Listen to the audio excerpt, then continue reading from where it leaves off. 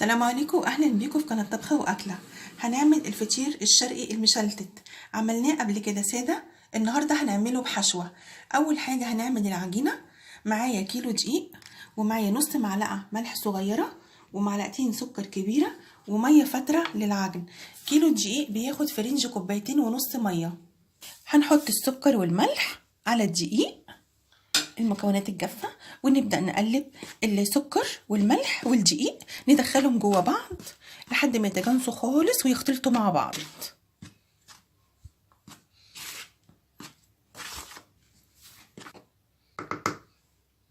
خلاص بعد ما خلطناهم مع بعض هنبدأ نعجن بالمية. انا معايا كوبايتين ونص ميه. كيلو الدقيق بياخد في رينج كده، بس احنا هنحط الميه برضو شويه شويه لحد ما العجينه تلم معانا، تبقى العجينه مش ماسكه قوي ومش طريه. الفطير ما بتكونش ماسكه وما بتكونش طريه، بتكون متوسطه الليونه. وكمان عجينه الفطير بتحتاج عجن كتير، يعني تخدميها كده بعد العجينه ما تلم معاكي تفضلي تعجني فيها 10 دقايق عشان تمط معاكي وانت بتفرشي الفطير بتاعك.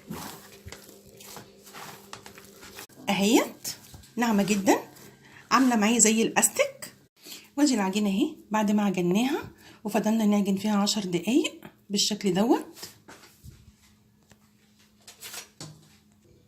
هجيب طبق واحط فيه شويه زيت علشان لما اقطع العجينه، طبعا العجينه طريه شويه، عشان نبل ايدنا بالزيت.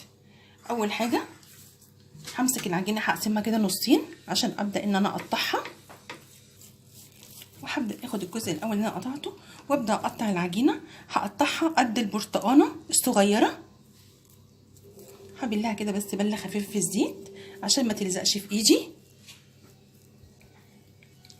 واكورها كده على الرخامه تبقى بالشكل دوت، قد البرتقانيه الصغيره او قد البيضه الكبيره.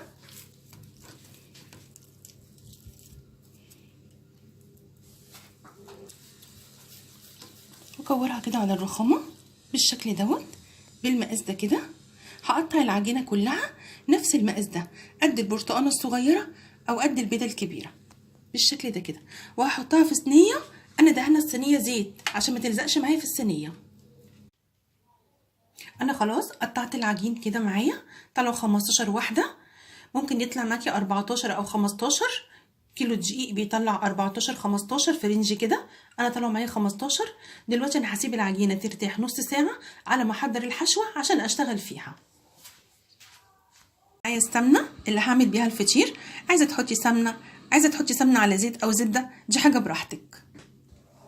بالنسبه للحشوه بتاعه الفطير، انا معايا لحمه معصجه ومعايا جبنه موتزاريلا. طبعا الحشوه اي حاجه انت عايزاها، عايزه تحطي لحمه او فراخ براحتك. معايا كمان فلفل الوان وزيتون. الجبنه الموتزاريلا طبعا دي اختياري، عندك جبنه رومي، عندك جبنه شيدر، ما عندكيش جبنه، حاجه براحتك. نيجي كده على الرخامه بتاعتنا، دهناها كده بمسحه زيت، والفطير بتاعنا خلاص ارتاح. هنبدا نفرده. اول حاجه هدهن ايدي كده ماده دهنيه، ايدي الاتنين، وابدا افرد الفطيره كده بالراحه، واخد من جوه على بره، اخد كده من جوه كده على بره، وراعي وانا بعملها تديني الشكل البيضاوي الفطيره. هاخد كده من جوه على بره، الفطيره مرتاحه معايا، العجينه مرتاحه معايا وبتتفرد معايا بكل سهوله.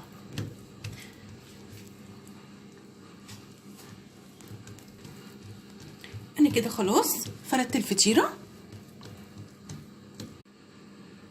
هبدا بقى اجيب السكينه بتاعتي واعمل فتحات من على حرف العجينه،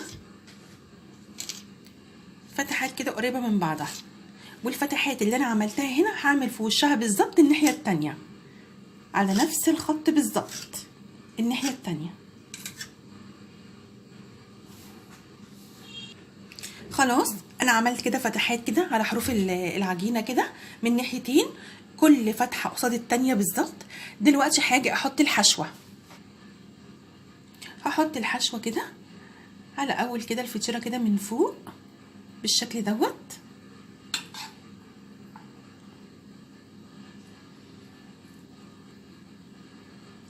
حطيت اللحمه المفرومه واحط فلفل الوان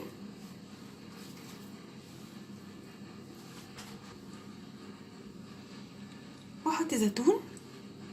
طبعا الحشوه دي بالنسبه لك اختياري، عايزه تحطي طماطم في الحشوه حطي، بس قطعي اللحم بتاع الطماطم بس.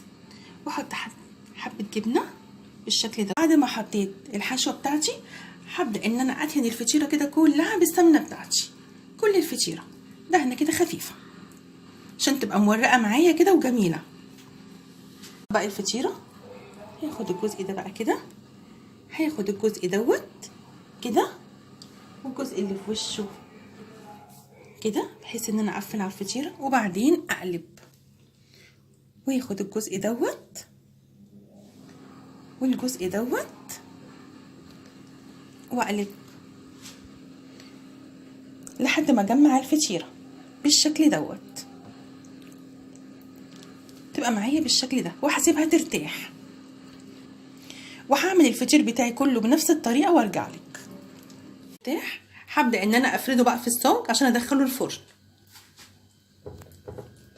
هبدا باول واحده انا عملتها، هفردها كده بالراحه،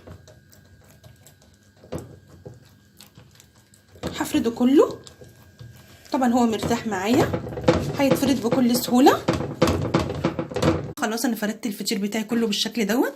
ممكن اخبزه بالطريقه دي كده زي ما هو، وممكن اعمله وش بيتزا، فانا هعمل منه كمان وش بيتزا وفي هخبزه كده. اللي هعمله وش بيتزا هحط عليه جبنه موتزاريلا، ممكن لو عندك جبنه رومي او جبنه شيدر براحتك، اي نوع جبنه موجود عندك. هحط الجبنه الموتزاريلا واحط فلفل الوان وزيتون.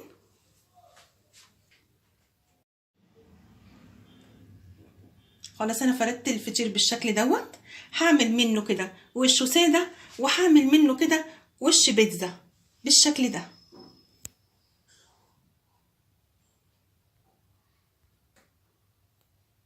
هدخله الفرن. طبعا انا مولعه الفرن لان الفطير بيدخل على فرن سخن ونار عاليه عشان يورق معاكي. وادي الفطير بتاعنا بعد ما خرج من الفرن في منتهى الجمال، عملناه بمنتهى السهوله. زي ما قلتلك اعملي الحشوه اللي تناسبك، اي حاجه عندك موجوده في التلاجة، حتى لو شويه جبنات عندك، عصاج عندك، فراخ عندك، اي حاجه. عملناه اللي وشه زي البيتزا، وعملنا اللي وشه عادي في منتهى الجمال وفي منتهى السهوله. طلع من الفرن في منتهى الجمال. عايزه اوريك مولك من جوه عامل ازاي، مورق وفي منتهى الجمال.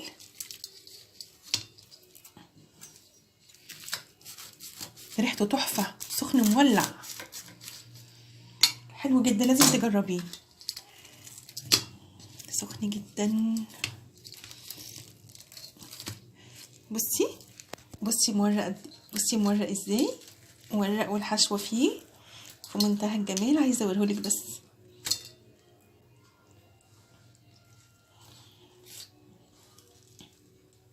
بصي مورق ازاي، بس هو سخن فانا مش قادره امسكه. بصي لو الوصفه عجبتك اعملي لايك وشير واشتركي في القناه وفعلي الجرس عشان يوصلك كل جديد. باي باي.